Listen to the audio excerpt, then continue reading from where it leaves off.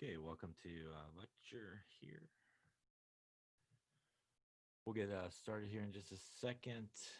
We will be continuing on where we left off in chapter 5.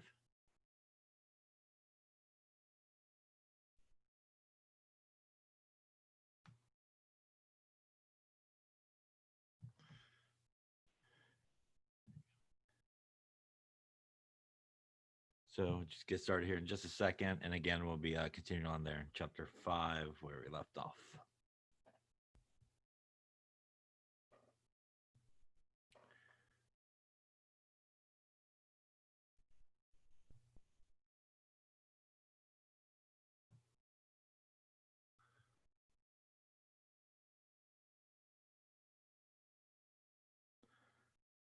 Okay, so we been talking in chapter 5 about kind of some conversions, and we've been talking about really using molar mass to convert, and molar mass comes from the periodic table.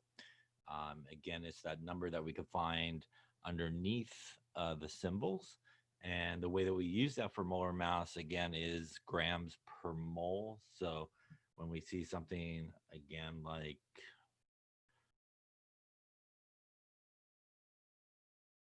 carbon, we see that number underneath. That means that in 1 mole of carbon, there's 12.01 grams, or the molar mass of carbon is 12.01 grams per mole. And if we have something again like, say, water, H2O, we would use the molar mass, just add up all the parts. So 2 times 1.008 grams per mole for the hydrogen, plus 16 grams per mole for the oxygen, gives us 18.02 grams per mole. And really, you could use the molar mass as a conversion factor. You could use it as grams over moles and use dimensional analysis to do your conversion. Or you could flip it around and do a mole over however many grams. And again, use that as a conversion factor in a dimensional analysis type of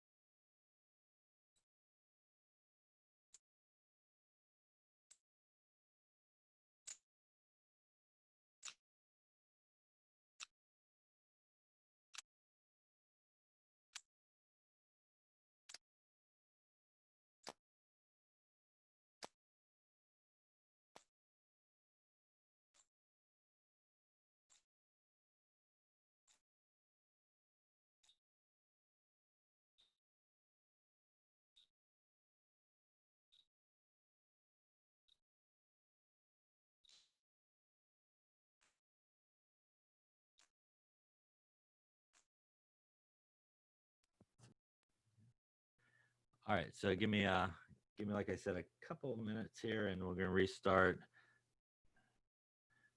Just try to fix the audio.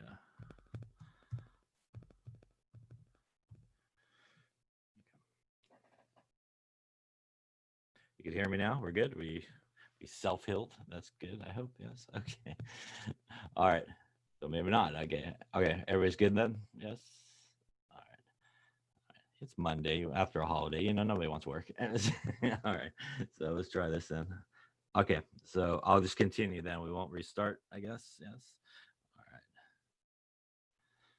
right. Okay. So as we were talking about, we were dealing with grams to moles as the molar mass and really our conversion factor to fix everything from grams to moles and moles to grams. We also were talking about Avogadro's number, which is 6.022 times 10 to the 23.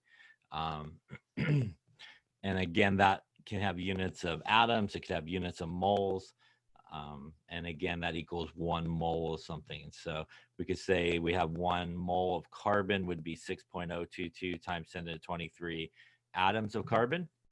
And if we said we had 1 mole of water, it would be 6.022 times 10 to the 23 molecules of water. Again, water being a molecule, so we'd use the units of molecules. So for Avogadro's number, sort of the units can change, but it is equal to 1 mole. So sort of like what we talked about, if you have a pair of something, that equals 2. So we kind of use Avogadro's number to represent a certain amount. So we use Avogadro's number also really as a conversion factor to go from moles to atoms, or atoms are moles to molecules, and vice versa. Remember that as we talked about, we really don't want to use Avogadro's number for anything other than that sort of conversion. So if there's no mention of molecules, if there's no mention of atoms, um, we don't really want to use Avogadro's number, but sometimes we do need to use it. Also, remember that when we use molar mass, that it is always based off of the formula. So whatever the formula is, it's always 1 mole. So when we do grams per mole, it's always 1 mole, regardless of if it's in an equation or something like that, and it has a coefficient, like we'll see a little bit later on. Whenever you're asked to calculate the molar mass of something, you simply just take the formula and use 1 mole of it. So when we look at the formula, we also saw that we can use the formula as sort of a conversion factor as well, that in certain problems you may not be asked what is the you know, the grams of the whole thing or the moles of the whole thing. You may just be asked about, say, the hydrogen or the oxygen or so forth. And you can actually, again, use the formula as a conversion factor. So when we see something like water, like on the screen, those subscripts that we see on the bottom there represent how many moles there are. So when we say in water, we could say 1 mole of water has 2 moles of hydrogen. And that would be a conversion factor that we could use to go from the whole thing to just the hydrogen. And we could also say in 1 mole of water, for example, there is 1 mole of oxygen, which would be the subscript that's there by oxygen. And again, we could use that as a way of going from kind of the whole thing to just one aspect of it. And that obviously is sort of a mole to mole relationship, which means in order to use that as sort of a conversion factor, you do have to obviously get everybody into moles, which usually will get us back to molar mass and doing that. So I think that's where we were in terms of content there. Any questions on any of that stuff? Okay, so I think this is where we left off, and we're talking about percent composition of an element in a compound.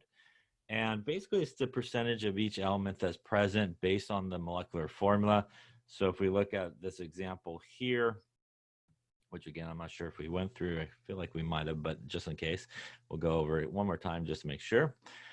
So in this particular guy here, if we wanted to get the percent composition of each of the elements that are present, basically to calculate that, we take the mass of the element that is there in that formula, and we divide it by the molar mass of the entire compound, which again comes from the periodic table. So the first thing you would want to do, obviously, is like what we see on the bottom there. If we were to calculate the molar mass of this guy, we would go to the periodic table and take 2 times 12.01, which is our molar mass for carbon. We would add it to 6 times 1.008, which is the molar mass you would find from the periodic table there for hydrogen. And lastly, there we would have our 16, which would be our molar mass for oxygen, add it all together, and that would give you the molar mass for this guy of 4607. Technically speaking, that would be 4607 grams per mole would be the molar mass there of this particular compound. And if we wanted to figure out the percentage of carbon, for example, we would take 2 times 12.01, which is the mass of carbon in that formula, and we would divide it by, so we would take the percentage of carbon would be 2 times 12.01, which is our molar mass of carbon in the formula, divided by the entire molar mass, which is 4607, times it by 100%. And if we do that, and remember where we put our calculator, there we go. We would get something like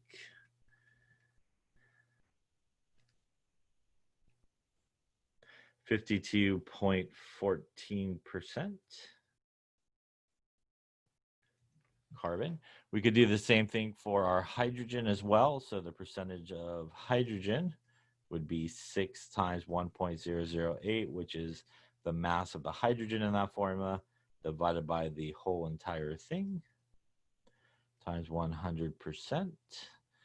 And that would get us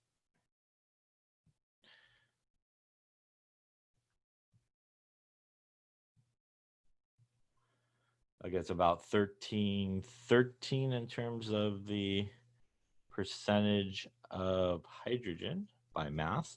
And lastly, for our oxygen, we could do the same thing. We could take 16, since there's only one. We could divide it by 4607, times it by 100. And that would get us 3473.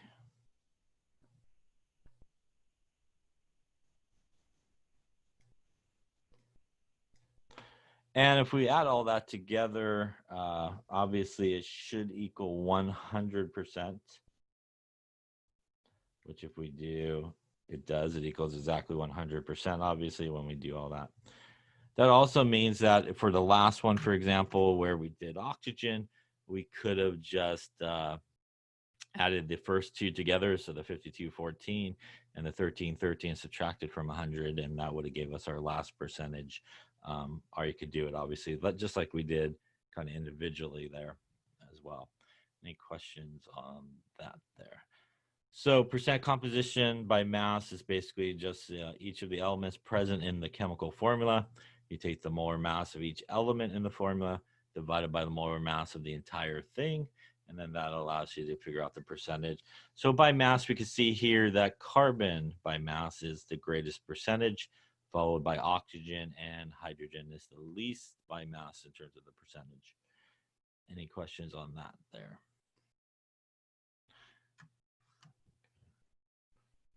Okay. So percent composition is something that we use a lot, or we actually see a lot when we actually go to calculate something like the empirical formula. So we oftentimes will see this percent composition in this space where we do calculate the empirical formula, and sometimes they'll give you the percent composition of each element in an actual problem.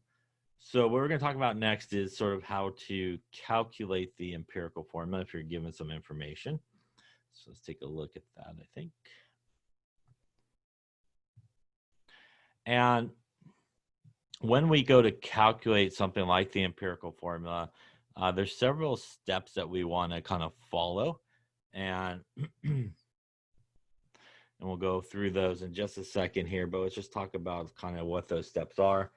The first thing is, like I said, sometimes and a lot of times they will give you the percentage of each of the elements by mass, like we just calculated. So obviously, if they give you the percentages, you could assume 100 grams, because if you assume 100 grams, that will give you the that'll give you the correct number of grams. You don't have to change the numbers. Everything's the same. So for example, if we were going to do the empirical formula for this particular guy here, and we assumed 100 grams, that means I would have 52.14 grams of carbon. I would have 13.13 grams of hydrogen and 34.73 grams of oxygen. So obviously when we have a percentage, oftentimes it's easy to assume that you have 100 grams. keeps all the numbers the same. Then the next thing that you want to do after you get everybody into grams, however you need to do that to get everybody basically into grams, you want to take those grams and you want to convert them to moles. So to convert them to moles, as we've been talking about, that is the molar mass from the periodic table. That's going to allow you to do that. And once you get everybody into moles, the next thing you want to do is basically divide everybody by the smallest number of moles. So what that means is, for example, if you got everybody into moles, say you had the moles of A and the moles of B, for example. And in a problem, if you did calculate the moles of A and the moles of B, and let's just say that you figured out that you had 2 moles of A and 4 moles of B after you got everybody into moles. What you then would do is divide everybody by 2 because that's the smallest number of moles. That would give you 1 for A, and that will give you 2 for B in my made-up example here. And what that means is if you do that and you divide everybody by the smallest number of moles, and you hit, like we just did here, whole numbers, what that means is that would be your empirical formula. So the empirical formula here would be AB2 in my made-up example. Now, not always when you divide by the smallest number of moles will you get whole numbers for everybody. So let's just say, for example, we had, our still 2 moles of A, and we had 5 moles of B, right? So in this case, when we divide by 2, we will get 1 for A. But when we divide by 2 for the B, we end up with 2.5. And that would give us an empirical formula of A, B, 2.5. And we can't have like a half atom or anything like that. So when we do divide, we do need to get whole numbers. And in a case where we do not get whole numbers, like 2.5, we need to find a way to get everybody into a whole number.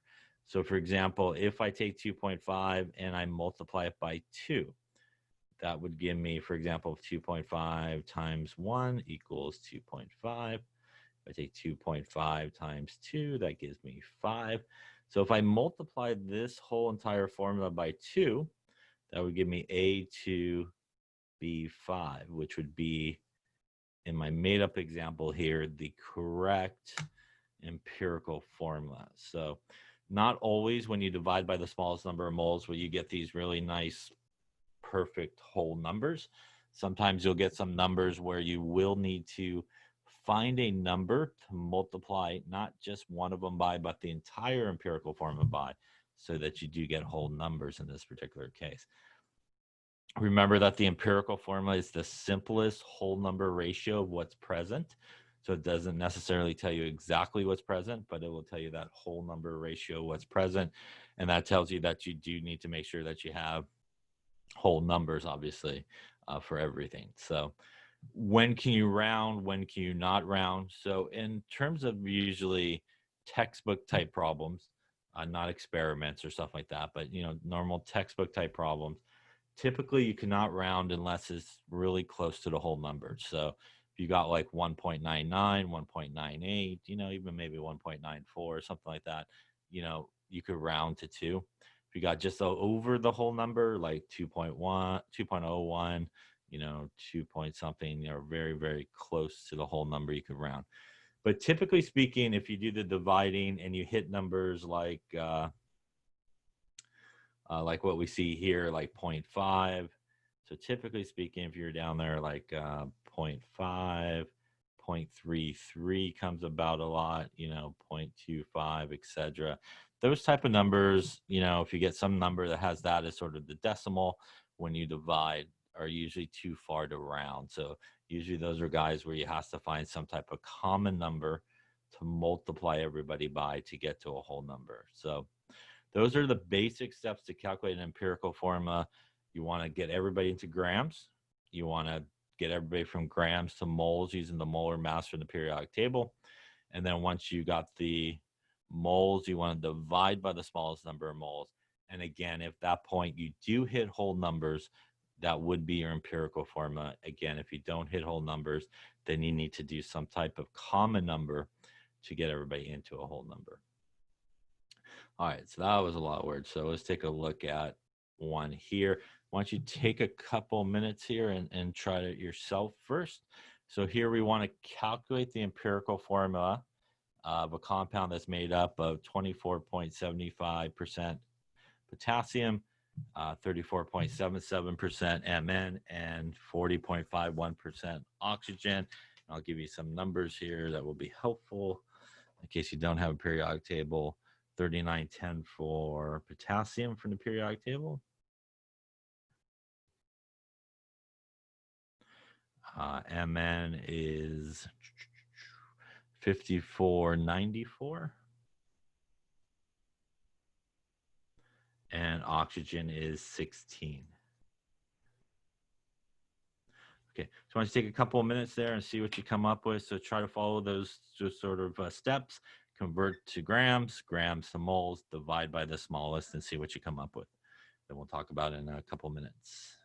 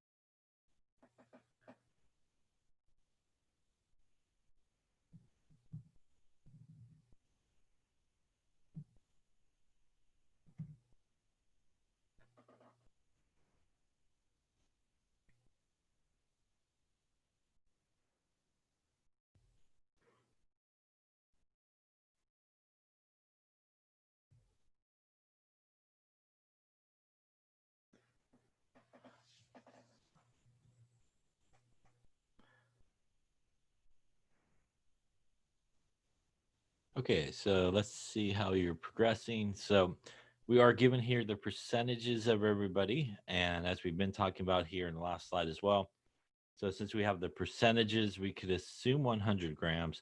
We do want to make sure, obviously, if we add up those percentages, that it does come to 100%. In this particular case, if you do add up all those percentages, they do come to 100%. If by some chance they did not come to 100%, that obviously would mean you're missing somebody, but in this case we do. And since it is 100%, we could assume 100 grams. And again, the point of that is just basically that keeps all the numbers the same. You could assume 200 grams if you want, but then you got to double all the numbers and so forth. But since we assume 100 grams, that means that our 24.75 grams of potassium we have. That also means we would have 34.77 grams of Mn. And it would mean that we have oxygen, yes. So we would have 40.51 grams of oxygen. So now that we got them all into grams, which wasn't too hard, we do want to go to the periodic table. We want to use the molar mass to convert all of these guys into moles. So for our potassium, it is 3910. For our Mn, it is 5494. And again, that just comes straight from the periodic table underneath the symbol. And for our oxygen, it is 16 grams per mole. So convert to grams, convert to moles. And if we do that for our potassium, we end up with 0.6330, I guess, 0.6330 moles of potassium. For our Mn, we end up with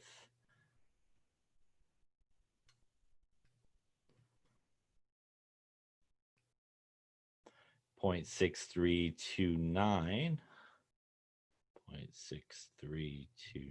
moles of Mn. And for our oxygen, we end up with 2.532 moles of oxygen. So at this point, again, that is your second step. We're converting into moles. Once we do that, we want to look at the moles. We want to find whichever one is the smallest number of moles, which in this case, they're pretty close to each other, but it looks like our Mn is the smallest. So we're going to divide everybody by 0.6329 and 0.6329. That's going to give us 1 for potassium. It's going to give us 1 for Mn. And that's going to give us about 4 for the oxygen in this case. Again, I think you get something like 4.0004. So pretty much 4. Again, in this case, we hit all whole numbers when we did that, which means because we did, that would be our empirical formula, which would be KMnO4. Potassium permanganate. Yeah. Any questions on those steps? So again, those are the basic steps to calculate an empirical formula. You want to grams to moles, always divide by the smallest. And again, in this case, we did hit whole numbers, so we were good to go in terms of our empirical formula. Any questions on that particular part? Okay. So let's talk about, that was sort of a more straightforward way of calculating an empirical formula. There's also another very common way that empirical formulas are calculated, and it's through what's known as combustion analysis. And combustion analysis is a lot of times used for organic type compounds. Organic compounds basically contain carbon, hydrogen, and oxygen. And basically you put it through a combustion reaction. And in a combustion reaction, you basically have that organic guy, which again is basically carbon, hydrogen, and oxygen. You react with some O2, basically set it on fire, and you get CO2 and water that's being produced. Now, when we do produce CO2 and we produce water, there's a couple of things that we could actually get from that information. And all the carbon, for example, that got into CO2 because we have that conservation of elements and all that good stuff had to come from the original carbon in the original compound. Just like when we produce the water in this reaction, all of the H that comes from has to come from the original substance that ended up in the water. Now, the only thing that we cannot sort of directly figure out from the amount of CO2 that we produce or the amount of water that we produce is the oxygen. And that's for a couple of reasons. The really main reason is we're actually adding oxygen to do this reaction, which means although we do see oxygen in CO2, we do see oxygen in the water, not all of the oxygen came from that original source because we did add some. So some of the oxygen that ends up in those products came from the O2 that we added. So what we do in this case is we use the amount of CO2 that's produced, and that will allow us through some calculations to figure out how much carbon there originally was. We also take the amount of water that's there, and again, through calculations, that will allow us to figure out how much hydrogen was originally there. And because this compound only contains carbon, hydrogen, and oxygen, we could add those together and figure out how much oxygen was originally there. And then at that point, you could actually do a calculation like we just did and actually do the empirical formula calculation. So this sort of combustion analysis, there's a little more kind of calculation steps that you have to do before you could actually do the empirical formula calculation. So let's go through it together and sort of show you the steps to sort of figure that out. And this is sort of the setup here. So we have some O2 that gets shot into a sample of ethanol. Ethanol basically contains carbon, hydrogen, and oxygen only.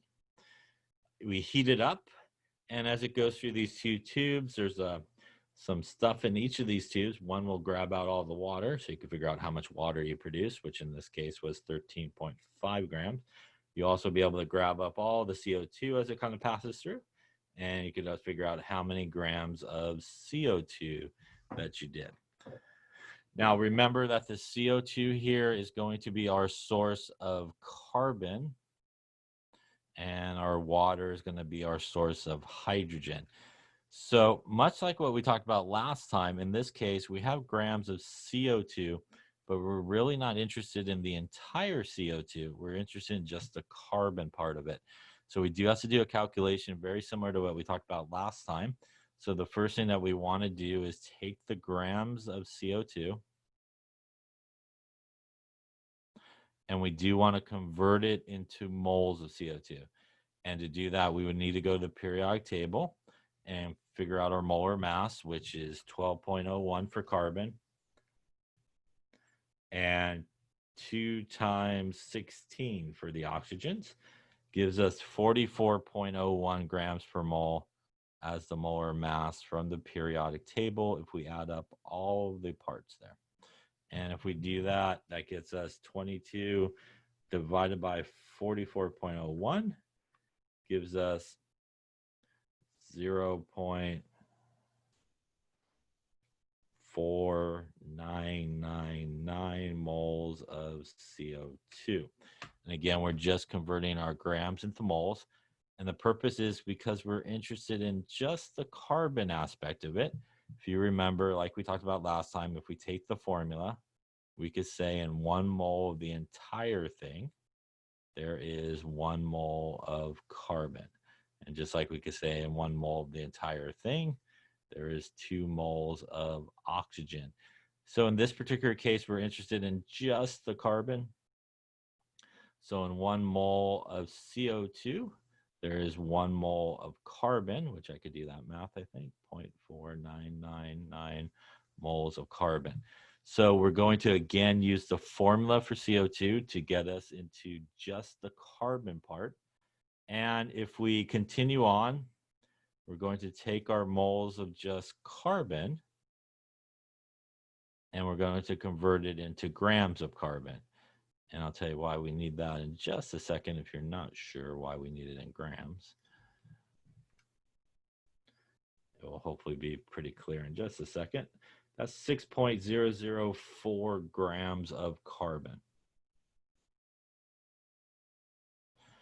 So that calculation that we just did basically told us that out of our original starting amount of ethanol, 6.004 grams of it was carbon. Now we want to do a similar calculation for our water.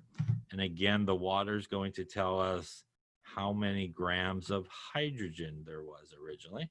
So let's do the same calculation now for our water. Grab a different color, maybe. Let's see here. That was good.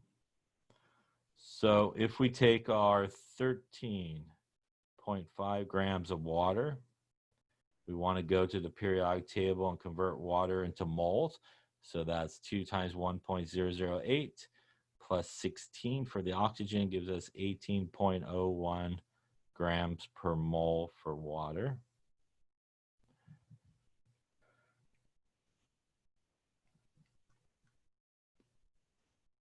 Gives us 0.7496.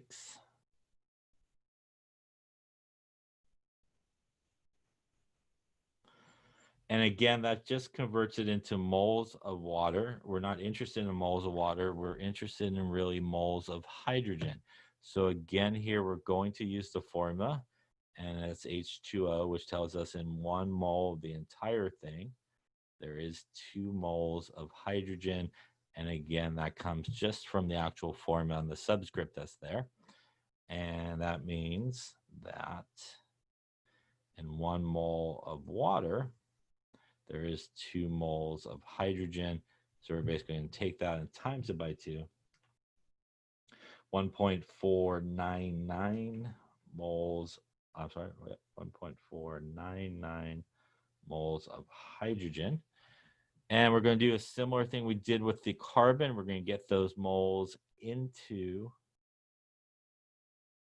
grams. So we're going to use the molar mass, which is 1.008 grams per mole from the periodic table. And that will give us 1.511 grams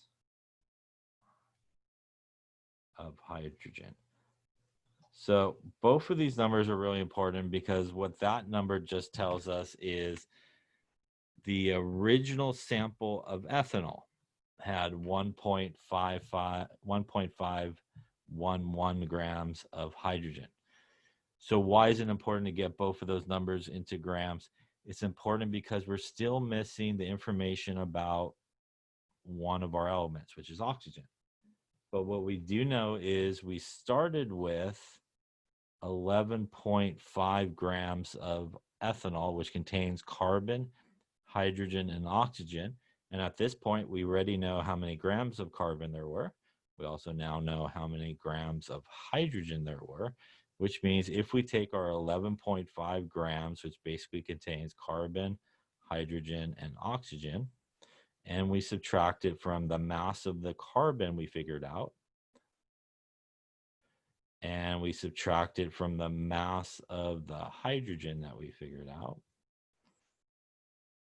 Hydrogen and, hydrogen and carbon.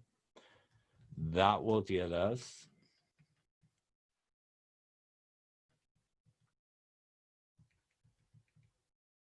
3.985 grams of the original sample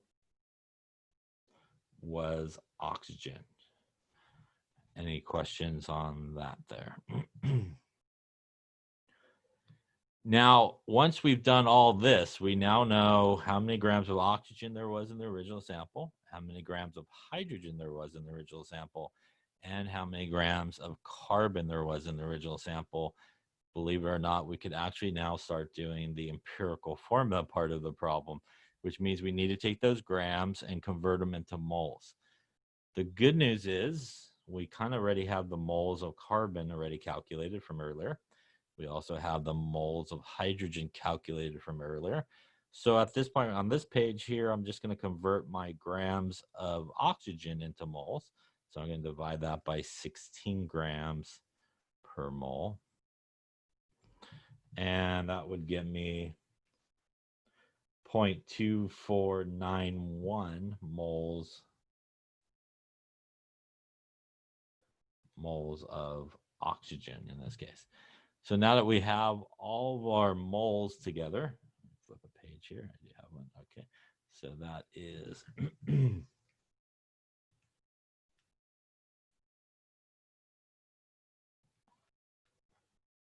so let's start here fresh. So we now know that we have 0.4999 moles of carbon.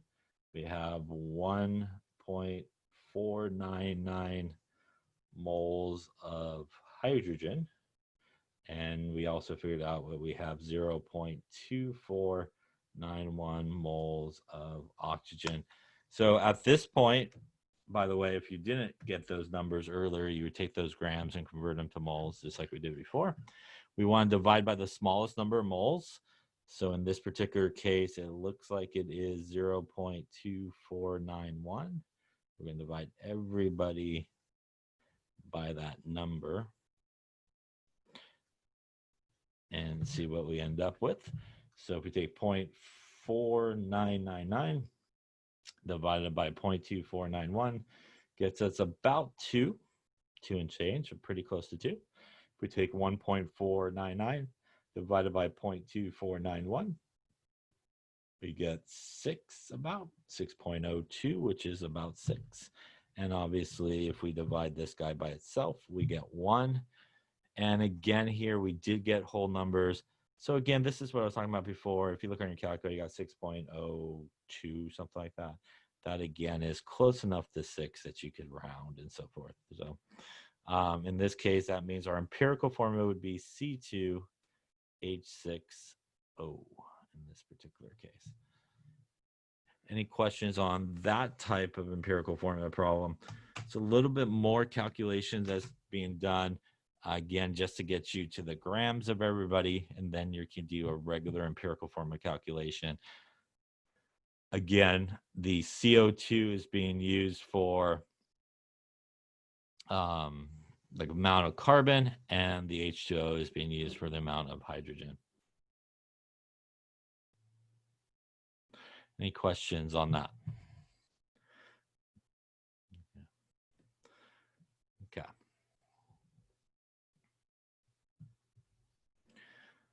So let's talk about using the molecular formula. And yeah, I don't know, there's nothing, I don't think, too loud back here, I hope. So yeah, just maybe try to reconnect and see if it's better. All right, let's talk a little bit about the molecular formula. And remember that the molecular formula is the formula that really tells you exactly the true number of elements there are in a formula. Remember, the empirical formula is the simplest whole number ratio of what's present. But the molecular formula, it tells you exactly to the nose, what is present in terms of the elements and how many of each of those are present. While again, that empirical formula is the simplest whole number ratio of what's present. So when we want to calculate the molecular formula, there's really 3 things that we need. We need the empirical formula. So in some cases, the empirical formula may be given to you in the problem. In other cases, you may have to calculate the empirical formula, just like what we did in these previous examples. Once you have the empirical formula, what you need to do is get the molar mass of the empirical formula. And then the last thing that you need is the molar mass of the actual compound. And the nice thing about sort of textbook problems is that the molar mass of the actual compound is usually given to you in the problem. So somewhere in the problem, they'll say apparent molar mass of this compound is this number, or the molar mass of this compound. They may even give you a range. They may say like the molar mass is between this number and this number, but somewhere in the problem, they will give you the molar mass of the compound. The empirical formula, you do need to probably a lot of times calculate and then also get the molar mass of that empirical formula. So what you do with both of those numbers is you take the molar mass of the compound that's given to you. So again, this number here is usually given in the problem. This one you usually have to calculate in most cases, and you divide the two of them. And when you divide those two numbers, the molar mass of the compound by the empirical formula's molar mass, it's going to give you a number. So let's just say, for example, you divided it and you got a number of 4. And again, just as an example. And let's say earlier we calculated that our empirical formula is A2B4. What you would do with that 4 is basically multiply the empirical formula by it. So the molecular formula in that case would be A8, which is 4 times 2, and B16, right, which is 4 times 4, and that would give you your molecular formula, which would give you your, obviously, molecular formula in that case. Unlike empirical formula, when you do this division here, most of the time you will hit a whole number pretty close. And unlike the other one, you could pretty much round to the nearest whole number if you're like significantly off on this case, because it should be a multiple because those two are related to each other. So the molecular formula and the empirical formula are related to each other as being sort of the simplest whole number. So that ratio that you get here, or that number that you get here, should usually be a pretty close to a whole number. So in case it's not, by rounding or something like that, you can kind of round safely here to the nearest whole number for this one. But the empirical formula, you shouldn't really round, again, unless it's close. But when you're doing this calculation here, it's usually okay. All right, so why don't you take a few minutes here and give this a go. We want to know, what is the molecular formula of a compound that's made up of 6.44 grams of boron and 1.803 grams of hydrogen. The approximate molar mass of the compound is 30 grams per mole, basically. What is the molecular formula? So boron is 1081 from the periodic table. And hydrogen is 1.008 grams per mole. All right, take a couple minutes and see what you come up with. We're looking here, not the empirical formula necessarily to stop at, but we want to figure out the molecular formula. And to give you a hint, you might need to calculate the empirical formula though.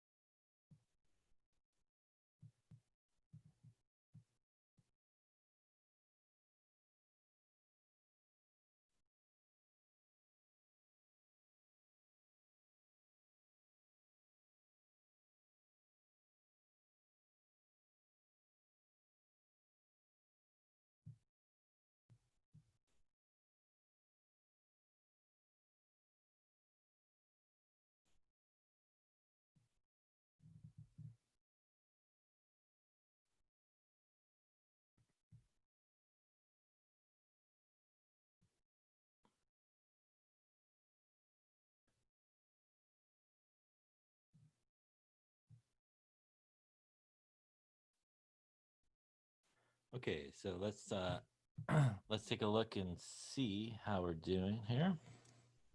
Hopefully.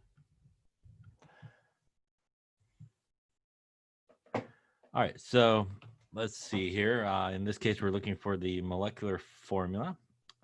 In this case, we're not given the empirical formula, so we do need to first calculate the empirical formula. So we're going to do it just like we did before in those previous problems.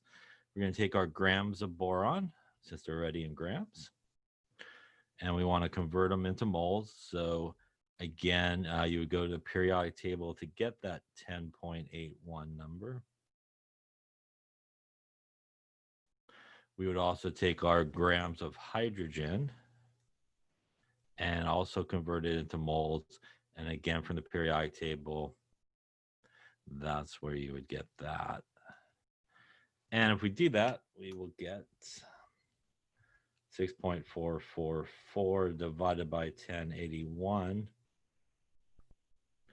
gives us 0.5961 moles of boron. We take 1.803 divided by 1.008, 1.789 moles of hydrogen. So since we're calculating the empirical formula here, we want to divide by the smallest. And again, it's always the smallest, which means it is 0.5961 we're going to divide by. Obviously, for the boron, that's going to give us 1. And for our H, that will give us 3.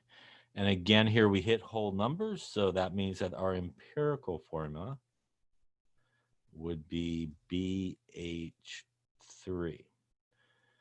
So that is one thing that we need to get to the molecular formula.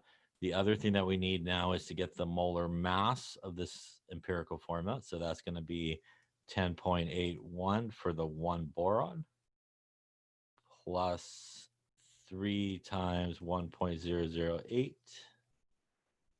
for our hydrogen. So 3 times 1.008 plus 1081 gives us 1383 as the molar mass there.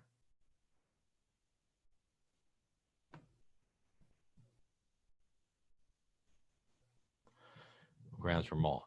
So to get us to our molecular formula, like I mentioned before, in most textbook problems, the molar mass of the actual compound is given to you, which was 30. So we're going to take 30, which is what was given to us, divided by the empirical formula's molar mass. And if we do that, 30 divided by what we got there, we get something like 2.17 in this case. And like I said before, in this case, when you're doing this calculation, you can round, and we would go with 2, which is pretty close to 2 in this case. And that means that our molecular formula would be B2H6. And again, we're just going to multiply everybody in the empirical formula by 2, all the subscripts. So we had B1, so 1 times 2 is 2. And we have 3 for the hydrogen, so 3 times 2 gives us a 6. Occasionally, some people may write it like this. Sometimes people will write it like that. But most of the time, people will kind of distribute it and write out the formula like that. So that there in the box would be our molecular formula. And again, it's really the same sort of steps that you do to calculate the empirical formula if you weren't given it, and then figuring out that factor to multiply the empirical formula by to get you to the molecular formula. Any questions on any of those steps there?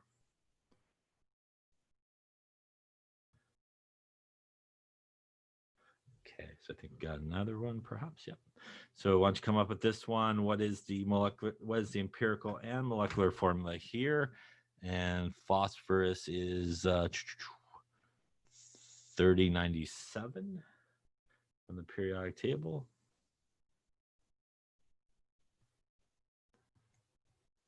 And oxygen is 16 for the periodic table.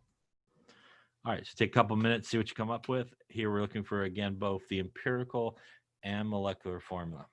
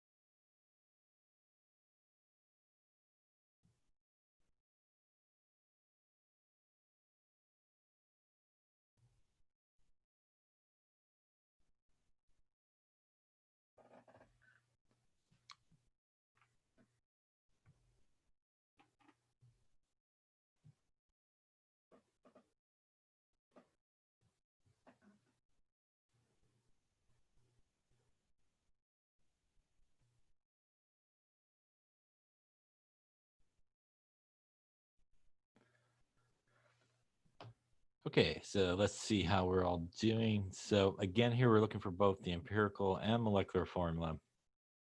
So obviously that would imply that we obviously don't have the empirical formula. So we do want to first calculate that. It's usually the good move. In this case, we're given the percentages of everybody. So remember that if we're given the percentages, you just want to quickly take a quick look at that and make sure it adds up to about 100%, which it does. So again, you're not missing anything. If you feel like you add up the percentages, you don't have that 100%, again, something is missing.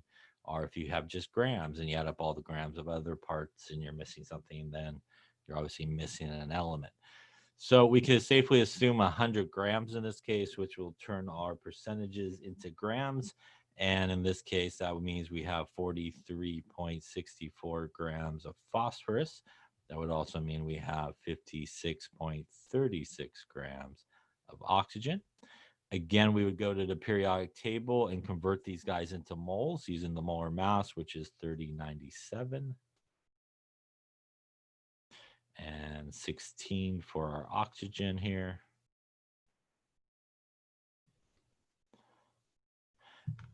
And if we do that, let's see, 4364 divided by 3097, 1.409. 1.409 moles of phosphorus, and 56.36 divided by 16, 3.5223 moles of oxygen. So just like normal for our empirical form, we're going to divide by the smallest, which in this case is the phosphorus. So we're going to divide everybody by the 1.409. It's going to give us 1 for the phosphorus. And for our oxygen, we're going to get 2.5, which means if we stop at this point, our empirical formula is PO 2.5. This should be a big hint that that is not the correct empirical formula, because again, here you do need to get a whole number. As I talked about before, 0.5 is too far to round in the textbook problem. So we need to figure out, again, a common number to multiply everybody by to end up with whole numbers. So again, you could do sort of that trial by error type of thing. 2.5 times 1 is 2.5. 2.5 times 2 is 5. So that is a whole number. We want to multiply by 2 here, but again, not just the oxygen. We need to multiply everybody by 2. And if we do, that will give us P2O5. And that would be our correct empirical formula. Again, multiplying this by a factor of 2.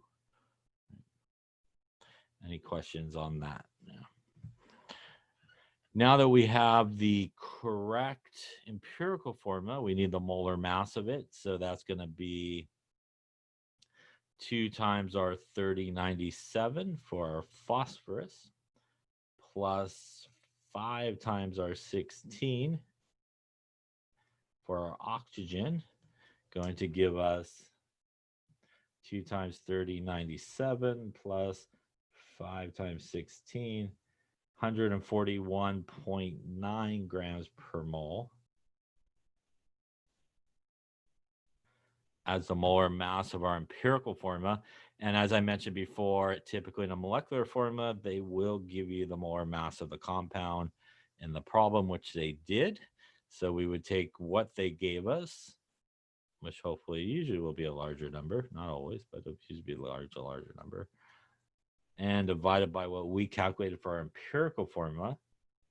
So 283.89 divided by 141.94 gives us basically a factor of 2 to multiply our empirical formula by. So again, that means that our molecular formula would be P4O10 would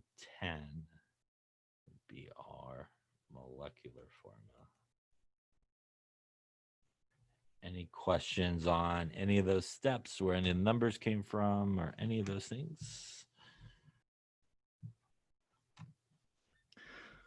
So again, you can see here you didn't hit a whole number. You got to make sure you get to your whole number. And again, sometimes people will mess up by just multiplying the 2.5 by 2 and not the the P. So you want to make sure that you multiply again everybody by that factor so it all stays together. You need to do that because it's really the ratio, right, of those elements to each other. And if you change one, the other one needs to change by the same factor. So you have to multiply everybody by that. Any questions on that calculation there? All right, so I think we got one more to go here. So vitamin C is 40.9 carbon, hydrogen, and oxygen. What's the empirical molecular formulas? And to give you some of those numbers again, carbon is 12.01. Hydrogen is 1.008. And our oxygen is 16. All right, so see what you come up with for both of those, and we'll talk about it in just a second. Just taking a look real quick. Okay, make sure.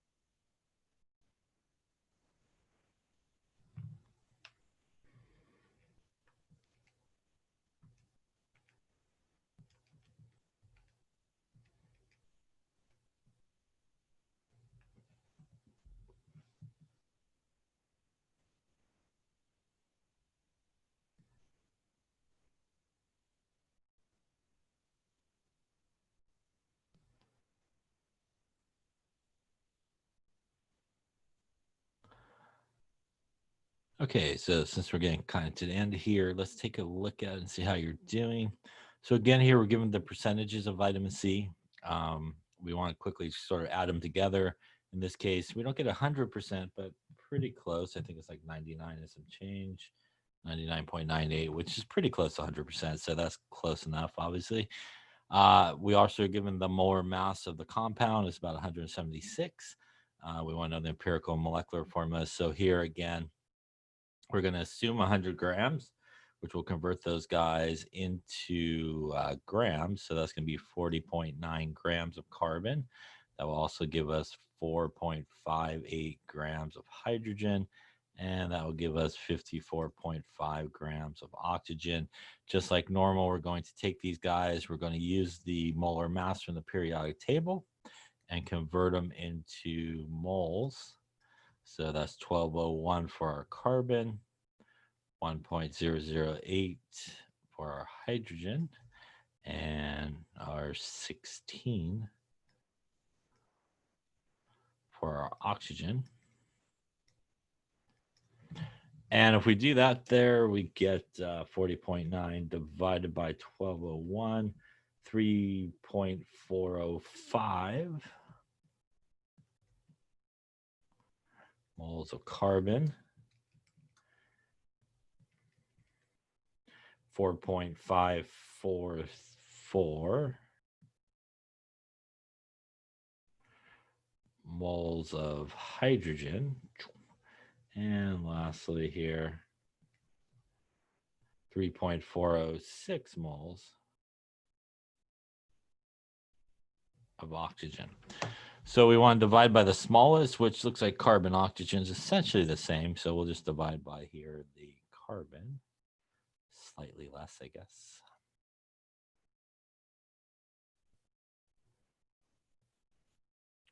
And in terms of carbon, that gives us 1. In terms of our hydrogen, that gives us not 1. Let's see. 1.33. And in terms of our oxygen, gives us 1. So at this point, our empirical formula would be CH 1.33 and O. Obviously, as we've talked about before, that's no good. So we do need to find a factor to multiply 1.33 by to get to a whole number. We take 1.33 times 1, gives us 1.33.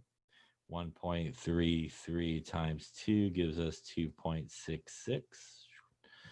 And 1.33 times 3 gives us 3.99. And actually, that is pretty close to 4. So we're going to use 3 as our factor here. So we're going to multiply our empirical formula here by 3. And that will get us C3H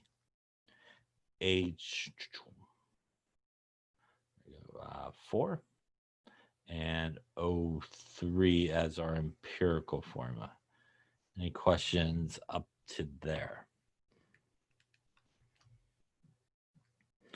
Now we need to get the molar mass of our empirical formula. So that's going to be 3 times 12.01 plus 4 times 1.008 plus 3 times 16. So again, to get our molar mass here, 3 times 12.01 plus 4 times 1.008 plus 3 times 16.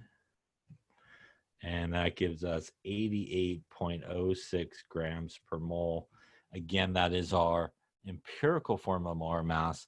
And now we want to use the molar mass that was given to us in the problem, which is 176.13.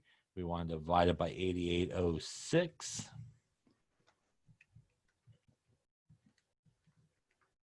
Gives us a factor of 2. By the way, it won't always be 2. It just happens to be in these problems. That we want to multiply the empirical formula by, right? So this is our empirical formula. So our molecular formula would be C6, H8, and O6 in that case. And this would be our molecular formula. Any questions on that there, or any of those steps? So obviously you need to be able to calculate the empirical formula. You need to be able to calculate the molecular formula, you know, if the information is given to you. An alternative approach that sometimes people will do is work their way backwards. So they'll use the percentages and figure out the molecular formula first, and then reduce it down to the empirical formula, which is perfectly fine if you want to do it that way as well. That's sort of another approach, kind of work for the molecular formula backwards, sometimes done. Any questions on that there? Any questions on any of that? I think that wraps up this chapter here for chapter 5, I think. Yep, looks like it. All right. Any questions? All right, so make sure that you type here if you didn't do so originally. And we will have lab in about 20 minutes or so. And we'll talk about lab and what's going on for that particular lab. I think a study assignment's coming up here for the next couple of times. So we'll talk about what study assignment you need to do, and we'll talk all about that in about 20. So see everybody in about 20 minutes, and make sure you come through the lab meeting.